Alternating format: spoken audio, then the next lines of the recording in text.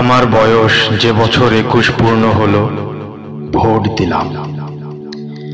দ্বিতীয়বার যখন চটের পর্দা ঢাকা খোপড়িতে ঢুকে প্রগতিশীল প্রতীক চিহ্নে ছাপ মারছি, তখন আমি 26। 29 বছর বয়সেও বিশ্বের নিঃস্বতম গণতন্ত্র রক্ষার জন্য আমার প্রাণ আকুল হয়ে উঠছিল।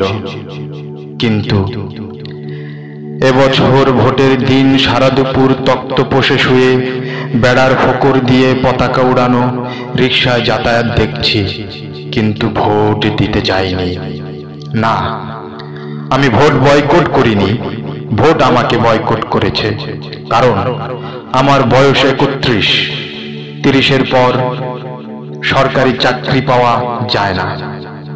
যে সরকার আমাকে চাকরি দেবে না, সে সরকার গঠনের জন্য গায়ে আমার পুলক লাগে, চোখে ঘনায় ঘোর।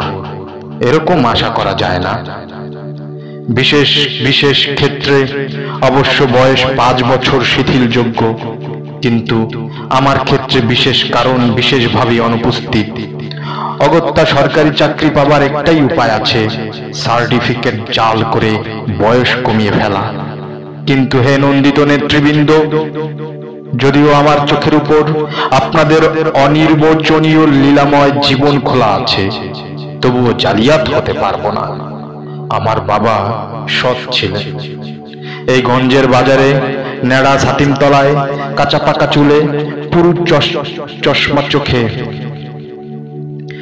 কাচের চশমা চোখে যে বিদ্যুতি কুজো হয়ে মান্ধাত্তার আমলের টাইপরাইটারে আমার এবং আমার মতো শত শত চাকরি প্রার্থীর এবং ভোটদাতা অর্থাৎ আপনাদের পরমান্যদাতা যুবকের হাজার হাজার দরখাস্ত টাইপ করে দিতেন, একদিন ভর দুপুরে তার বুকের বাঁদিকের লট ঝড়ে টাইপ মেশিনটা বিগড়ে গেল। সেই ফাঁকা জায়গায় আমি কলা নিয়ে বসে পড়লাম। কার্বাইডে পাকানো চালানি মর্তমান কলার রং যদিও বোম্বাই অভিনেত্রীর চটককেও হার মানায়, তবুও খেতে অতিশয় অখাদ্য। ফলে আমাকে ডাবের সঙ্গে ভাব জমাতে হলো।